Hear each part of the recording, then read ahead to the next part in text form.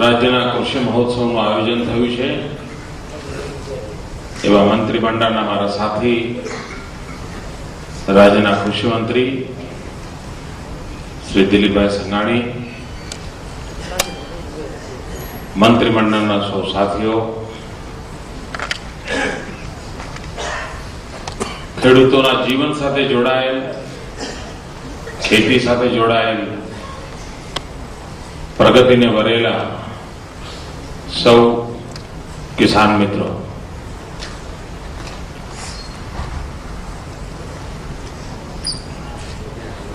આજનો કાર્યક્રમમાં હું માનું છું કે હવે હું કશું ન બોલું તો પણ ચાલે, કારણ જે ફિલ્મ બતાવવામાં આવી હતી એમાં કોઈ અવઢવ નહોતી. એનાથી ખબર પડે કે આ કૃષિ મહોત્સવ ત્યાં થાય. અને જે પ્રગતિશીલ ખેડૂતોએ, સંસ્થાના પ્રતિનિધિઓએ આમ અંતરના ઊંડાણથી પોતાની વાત એ કરતા હતા. લખીને લાવ્યા તે બાજુમાં રહી ગયું અને પોતાના મનની લાગણીઓ ખાસી બધી એમણે વ્યક્ત કરી. અને સાંભળ્યા પછી આપણને લાગે કે હવે આ બિલ્ડિંગ બનાવવા કરતા ગાય બાંધવી સારી.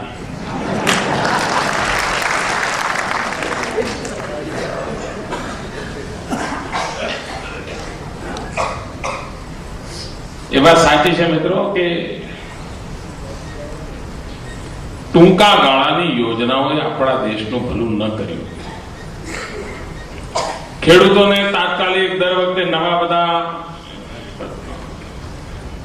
સંદેશ આપવા અને વાર્તાઓ કરી બહુ ચાલ્યું, પણ એમાં કઈ બહુ કારગત નીવડ્યું નહીં.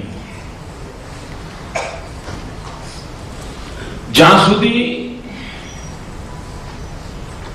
કોઈ પણ મોટામાં મોટી ચીજને પણ વ્યવહારની ધરાતલ પર આપણે ન લાવીએ ત્યાં સુધી ધાર્યું પરિણામ મળે જ નહીં. અને આ કૃષિ મહોત્સવ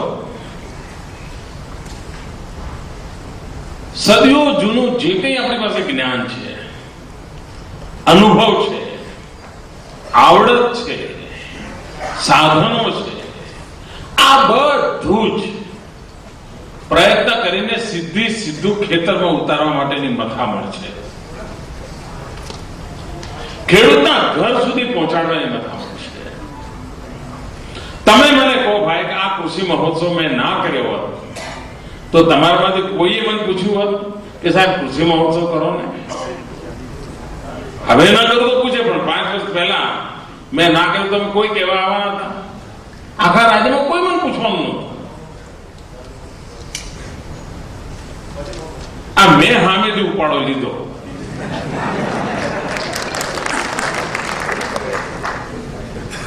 નહીં તો ખેતી ચાલતી હતી ને હું પણ કહી દે કે ભાઈ આનું આમ કરીશું, આનું આમ, તમે ખુશ થઈ જાવ. વાહ સાહેબ કહી દીધું. પેલા એ જ ચાલતું હતું. તમે મને કહો કે આજે આ કૃષિ મહોત્સવ ચાલે છે, આજે આ કાર્યક્રમ ચાલે છે, ગમો અણગમા વચ્ચે પણ કાલે છાપામાં થોડું તો આવશે ને, એકાદ ફોટો આવશે, દીવો સળગાવતા, 2-4 લીટી આવશે, કોઈકને જરા વહાલું પડ્યું તો થોડું વધારે લાગશે, પણ આવશે તો ખરું ને. મને જો પબ્લિસિટી જોઈ તો કામ પતી ગયું, મારી તો પબ્લિસિટી થવાની જ છે. પણ એના બદલે 1 મહિના સુધી ધોમ ધકતા તાપમાં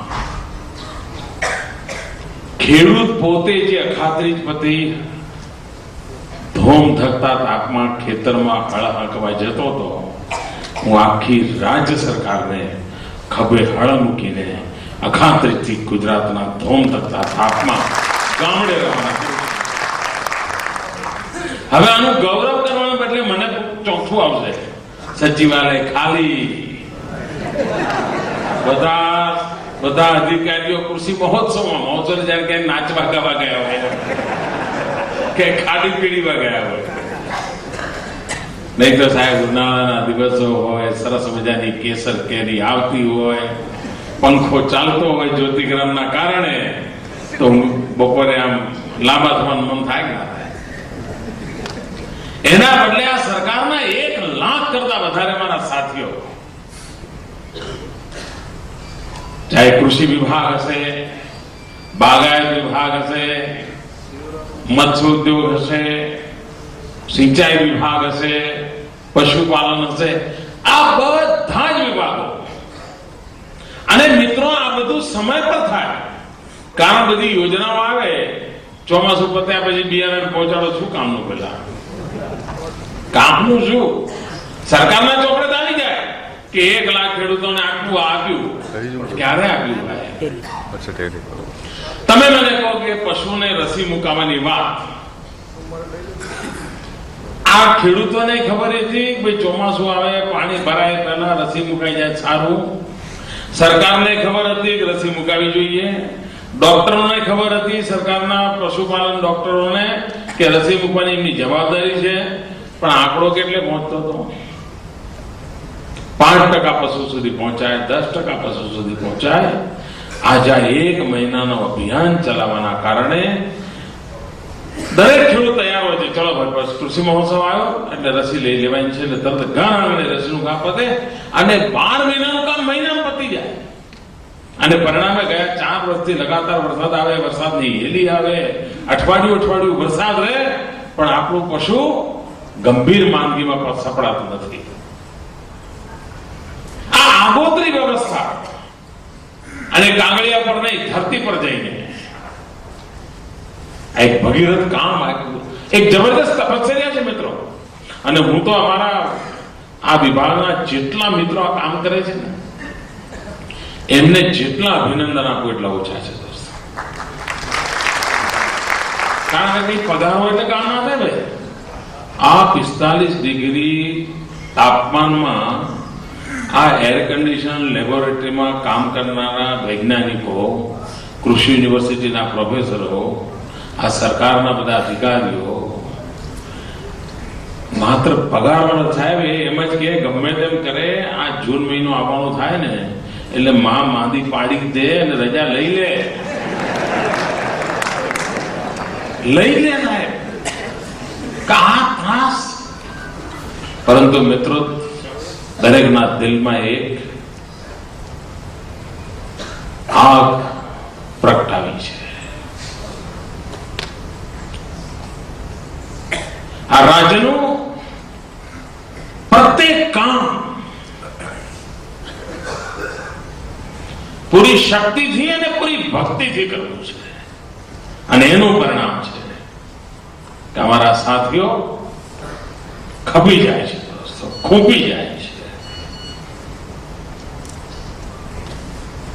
અને એના પરિણામ પણ જોવા મળે છે. આ બધા મિત્રો જે અનુભવ કહેતા હતા,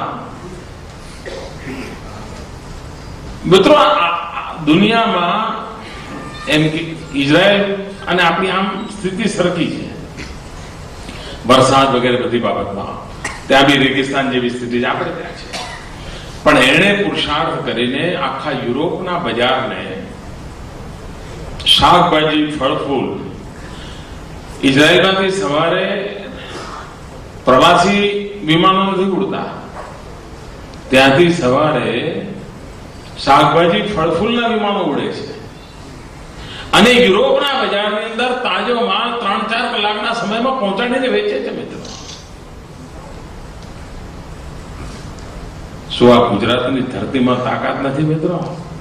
આ ગલ્ફની ખાડીના જેટલા દેશો છે જ્યાં રૂપિયા ઢગલો છે ભાઈ, ત્યાં એમને રૂપિયા વાપરવા ક્યાં પ્રશ્ન છે. આપણે તાજા તમતમતા ફૂલ ને ફળ ને શાકભાજી આપણે ત્યાંથી હવારના પોરમાં વિમાનો કેમ ના ઉડે ભાઈ? આ સપનું જોવું જોઈએ કે નહીં ભાઈ? હું સપના બતાવતો નથી કોઈને, જોવું જોઈએ કે નહીં મિત્રો? આપણે સપના જોવાનું શરૂ કરીએ, આજ નહીં તો કાલ મિત્રો સાકાર થશે. દેગામના ખૂણામાં બેઠેલો એક નાનકડો ખેડૂત મથામણ કરે અને આખું હિન્દુસ્તાન જોવા આવે કે ભાઈ આને આ ફૂલ અહીંયા ક્યાંથી ઉગાડ્યું, વિશ્વના બજારમાં વેચતો થઈ જાય. મિત્રો, પીપળાનું પાન જાપાન ખરીદવા માટે મારા જંગલોમાં આવે, એનાથી વધારે બીજી બાબત કઈ હોય?